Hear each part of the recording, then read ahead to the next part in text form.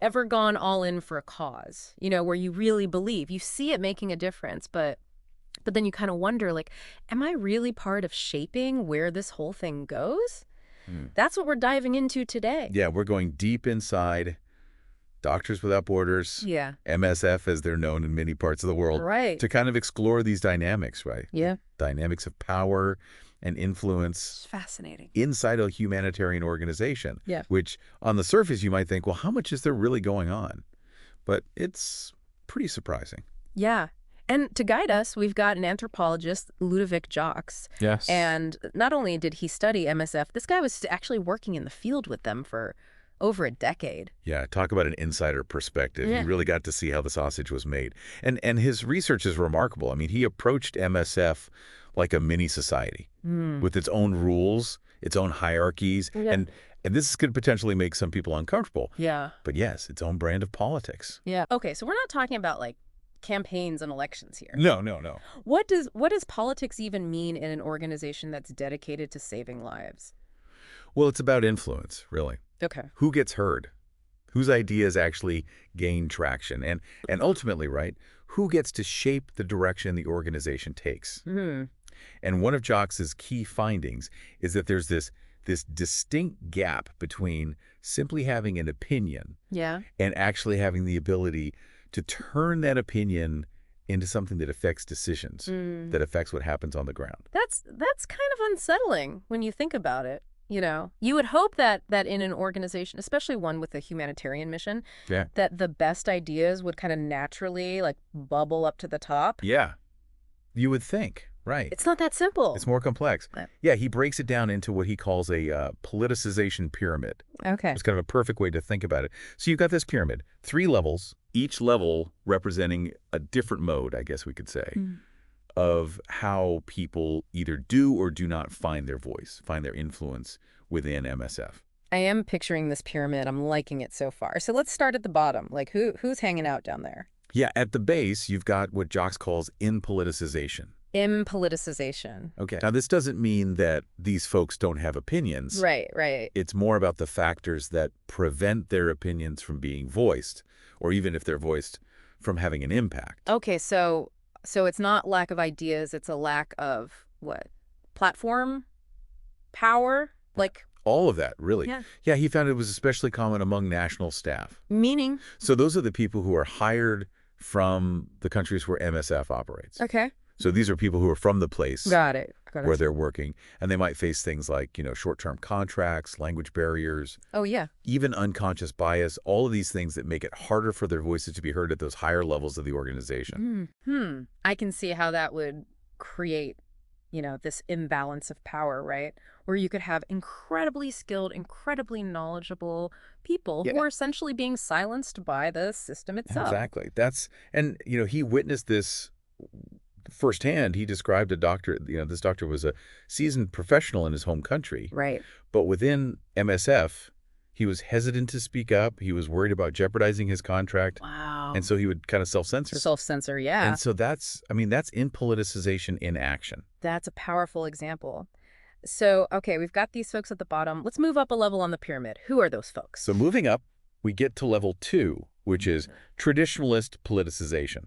Okay. So this is where people have become fluent in the MSF way, Okay. right? They understand the history, the values, the procedures, how things are done. They've paid their dues. Yeah, they're keepers of the flame, right? Yeah, I can see how that'd be so important for an organization like that, for consistency. Absolutely, For- maintaining their values. Yeah. And Joxie observed that this dedication, this passion for the tradition of MSF could sometimes be, a double-edged sword. How so? He gives the example of this veteran field worker who insisted on providing completely free health care in every single context. Okay.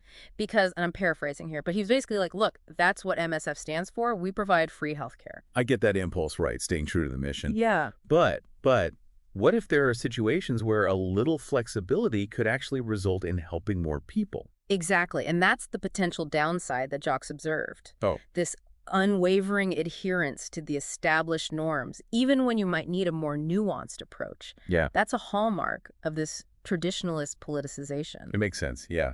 All right, so we've got the silence voices at the bottom. We've got the tradition bearers in the middle. Who's made it to the peak? Now we're getting to the good stuff. Okay. At the top, you have level 3, which is critical politicization.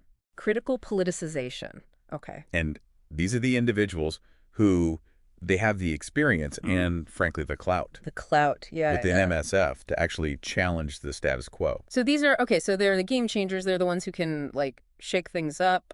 in a constructive way. But yes, So absolutely. it's not just about, like, climbing the ladder, right? Yeah. So how do people reach that critical level? What did he see happening on the ground? Well, that's what makes his research so fascinating. He found that sometimes critical politicization was coming from some unexpected places. For example, he observed that even if national staff, Right. often started at the lower levels of that pyramid, their deep understanding of the local context could, over time, Yeah. elevate them to that top tier Makes sense. of influence, Yeah. right? Because they're not just, parachuting in, they're living and working in those communities. Right. Long term, Long term, yeah. they have that depth of knowledge that even the most Right. well-intentioned outsider might miss. Totally. So they're seeing what works, what doesn't work. Exactly, and they've witnessed it firsthand, and Yeah. sometimes they reach a point where they feel empowered Right. to push back, Yeah. right? To say, look, we've always done things this way, Mm. but here's, a different approach that might be more effective in this specific situation. Yeah, it's like they have this whole other layer of expertise, right? That might initially get overlooked because of those power dynamics. Right? Exactly. I Yeah. mean, he really highlights this fascinating paradox Yeah. that sometimes the people who are actually in the best position Mhm. to offer those critical insights, Right. the least likely to be heard, right? Mm-hmm. They're the ones whose voices are most likely to be marginalized early on. That's a sobering thought, but it really underscores, I think, why it's so important to be intentional about creating space for those voices. Absolutely. But he also found something that I thought was really interesting, which is that, even those who reach the very top, right, Yeah. of that pyramid, those who have the most influence, they sometimes chose to step back from those positions of power. They did. And in fact, he dedicated a whole chapter of his book to this phenomenon. He tells this great story of a former MSF president Okay. who actually returned to his roots as a field surgeon. Wow, that's a statement. Talk about a demotion, right? Right, from running the whole thing to being back on the front lines. Exactly. Wow. But he wanted that direct contact Wow. with patients. And Jacques argues that this speaks to a deep-seated value within MSF. This profound respect for practical, on-the-ground experience. It's not just about titles. It's not just about positions. Right. It's about recognizing the importance of staying connected to the heart of the mission. Yeah, that's a powerful insight. And I'm thinking, I mean, obviously this is all about Doctors Without Borders, but I can't help but think about how these same dynamics are probably playing out Oh, yeah. in other large organizations, right? Especially. Ones with strong internal cultures. Absolutely. I mean, this whole politicization pyramid thing, it's like it feels so relevant Totally. to all sorts of groups, right? I mean, think about, I don't know, your own workplace or a volunteer organization you're a part of, like even family dynamics, right? It's so true, right? Like every group has its own Totally. unspoken rules, Yeah. its hierarchies, Let me sure. its own version of this, who gets hurt, who doesn't. Right. And his research just gives us, I think, a really interesting lens through which to kind of examine Totally. those power structures. Yeah. And it makes you wonder, right? Like, what are the consequences Yeah. of those power dynamics? Yeah. When certain voices are consistently being overlooked, being silenced, Yeah. how does that ultimately impact the effectiveness of an organization? How does that impact their ability to achieve their goals? That's such an important question, and it brings us back to that initial kind of unsettling feeling, which is if even organizations dedicated to saving lives, right? Yeah. Struggle with these dynamics, Yeah. what does that mean for the rest of us? Makes you wonder how many amazing ideas, life-saving solutions, are being shut down, or they're just fading away because they're coming from the wrong level of the pyramid. Yeah. Yeah, it's the $1 million question, isn't it? Yeah. And Jacques' work, I mean, he doesn't offer, easy answers. Right. But it does force us to to think critically about these structures, Yeah. especially within the context of humanitarian aid, right? Yeah, because we often hold these organizations up as like Yeah. these beacons of hope. Of course, yeah. Right. Pure altruism. Yeah, they're going to save the world. Yeah, but at the end of the day, it's people, You and know, they've got all the same big complexities as the rest of us. all the flaws and, yeah.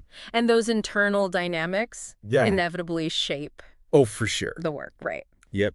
For better or worse. Sometimes for the better. Sometimes for the worse. Sometimes those dynamics become obstacles to actually making a difference. Absolutely. Yeah.